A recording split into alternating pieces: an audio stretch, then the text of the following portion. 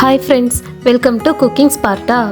இன்னைக்கு நாம ரொம்ப ஈஸியா கோதுமை போண்டா எப்படி செய்யறதுன்னு பார்க்கலாம். இந்த கோதுமை போண்டா ஈவினிங் டைம்ல டீ காஃபி குடிக்கும்போது சாப்பிட்றதுக்கு ரொம்ப நல்லா இருக்குங்க. வீட்டுக்கு கெஸ்ட் வர்றப்போ கூட இந்த கோதுமை போண்டாவை 10 to 15 மினிட்ஸ்ல ரொம்ப ஈஸியா செஞ்சிடலாங்க. இந்த கோதுமை போண்டா தேங்காய் சட்னி கூட வச்சு சாப்பிடும்போது டேஸ்ட் ரொம்ப அல்டிமேட்டா இருக்குங்க.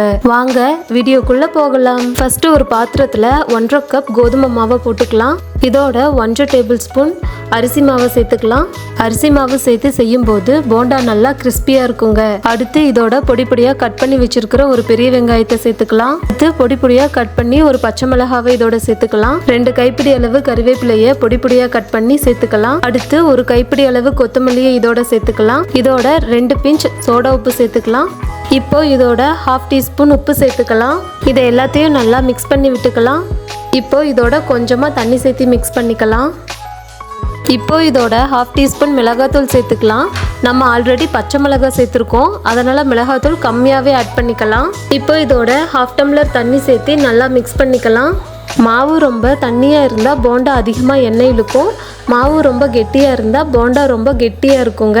அதனால் இந்த பதத்தில் இருக்க மாதிரி மாவை மிக்ஸ் பண்ணிக்கலாம். அடுத்து ஸ்டவ்வை ஆன் பண்ணி ஒரு பேனை அடுப்பில் வச்சு போண்டா சுடுறதுக்கு தேவையான எண்ணெய் ஊற்றிக்கலாம். நான் 1/2 லிட்டர் சன்ஃப்ளவர் ஆயில் யூஸ் பண்ணியிருக்கேங்க. எண்ணெய் சூடானதும் மாவை சின்ன சின்ன உருண்டையாக எண்ணெயில் போட்டுக்கலாங்க.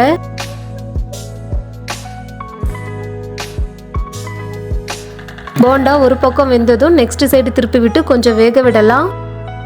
போண்டா 2 பக்கமும் இந்த மாதிரி கோல்டன் ப்ரௌன் கலரில் சேஞ்ச் ஆனதுக்கு அப்புறமா போண்டாவை எடுத்துடலாங்க.